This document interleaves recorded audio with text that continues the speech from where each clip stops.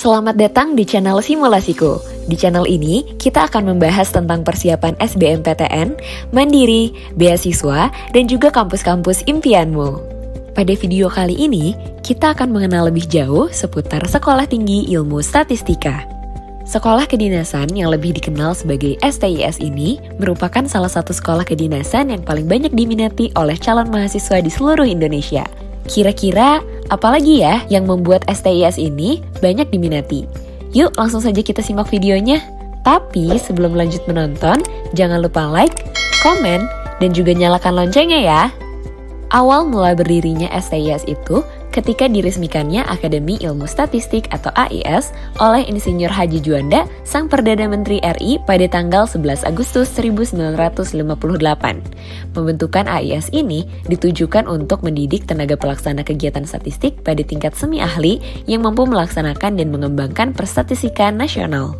STIS menyediakan pendidikan dalam 2 jenjang, yaitu D3 dan juga D4. Setelah lulus dari sini, mahasiswa pada jenjang D3 akan mendapatkan gelar ahli media statistik, sedangkan untuk lulusan D4 akan memperoleh gelar sarjana terapan statistik. Di STIS, terdapat berbagai program studi di setiap jenjangnya. Yuk kita bahas satu persatu. Yang pertama adalah D3 Statistika. Pelaksanaan pendidikan pada program D3 Statistika ditempuh dalam waktu 3 tahun dengan beban studi 111 SKS. Pembagian teori praktiknya sendiri mengikuti Permendikbud dengan komposisi beban belajar yaitu 35% teori dan 65% praktik. Jika ingin dinyatakan lulus dari program studi ini, mahasiswa diwajibkan untuk menyelesaikan tugas akhir berupa karya ilmiah. Bentuknya sendiri yaitu desain, penelitian, studi kasus, atau pemecahan masalah keilmuan. Penyusunan tugas akhir tersebut tidak dilakukan perorangan, melainkan oleh kelompok yang terdiri dari 3-4 mahasiswa. Yang kedua adalah D4 Statistika. Program studi ini merupakan jenjang sarjana terapan yang berarti perkuliahannya berlangsung selama 4 tahun. Di STIS sendiri, beban studi untuk program studi ini adalah 145 SKS dengan 40% teori dan juga 60% praktik. Terdapat 2 peminatan dalam program studi ini, yaitu Statistika Ekonomi serta Statistika Sosial dan Kependudukan. Mahasiswa yang mengambil peminatan Statistika Ekonomi akan mendapatkan mata kuliah seperti Ekonomi Mikro, Ekonometrika Terapan, Statistik Ekonomi Lanjutan, dan juga lain sebagainya. Sedangkan untuk yang memilih Statistika Sosial dan Kependudukan akan mempelajari tentang teknik demografi, sosiometrika, analisis tahan hidup, dan lain sebagainya. Yang ketiga adalah D4 Komputasi Statistik. Jika kamu diterima di program studi ini, maka kamu akan mempelajari tentang pengetahuan jaringan, pemrograman komputer, serta pengolahan data dengan mengkombinasikan metode statistik dan algoritma data mining.